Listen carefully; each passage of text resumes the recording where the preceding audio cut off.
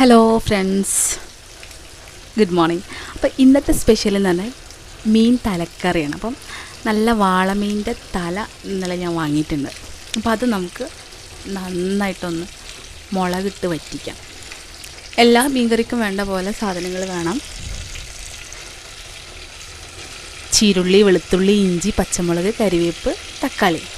അപ്പോൾ ഈ എല്ലാ സാധനങ്ങളും നമുക്ക് നന്നായിട്ട് വഴറ്റിയെടുക്കാം.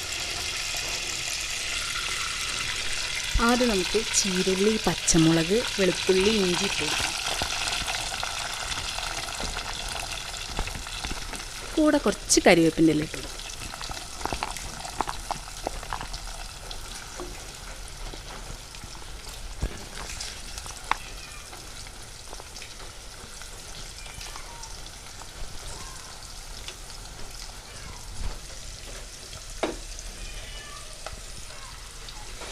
ഇനി ഇത് നന്നായിട്ടൊന്ന് മൂപ്പിച്ചെടുക്കാം. എന്നിട്ട് നമുക്ക് തക്കാളി ഇട്ടിട്ട് ബാക്കി എങ്ങനെ ഉണ്ടാക്കാൻ നോക്കാം. അപ്പോൾ നിങ്ങൾ എൻ്റെ ചാനൽ ആദ്യമായിട്ട് കാണുകയാണെങ്കിൽ ഇഷ്ടമായ ലൈക്ക് ചെയ്യണേ, ഷെയർ ചെയ്യുക, സബ്സ്ക്രൈബ് ചെയ്യുക. നിങ്ങൾക്ക് ഏത് ഐറ്റം ഫുഡാണ് വേണ്ടത് അല്ലെങ്കിൽ ഏത് ഐറ്റമാണ് ഞാൻ ഉണ്ടാക്കേണ്ടതെന്ന് നിങ്ങൾ കമൻറ്റ് ചെയ്യുക. അപ്പോൾ നമുക്കത് ട്രൈ ചെയ്യാം. ഫീഡ്ബാക്കുകൾ അറിയിക്കുക, പോരായ്മകൾ അറിയിക്കുക, ഇഷ്ടമായ ലൈക്ക് ചെയ്യുക. ഓക്കെ, അപ്പോൾ നമുക്കിത് നന്നായിട്ടൊന്ന് വേവട്ടെ.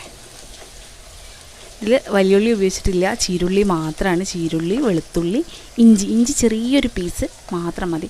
നമ്മൾ ചതച്ചിടൊന്നും വേണ്ട, നീളത്തിൽ അരിഞ്ഞിട്ടാൽ മതി. ഇനി നമുക്ക് തക്കാളി ഇട്ട് കൊടുക്കാം. 2 മീഡിയം സൈസ് തക്കാളി ഇട്ടോ. ഇനി നമുക്ക് മഞ്ഞൾപ്പൊടി ഇട്ട് കൊടുക്കാം.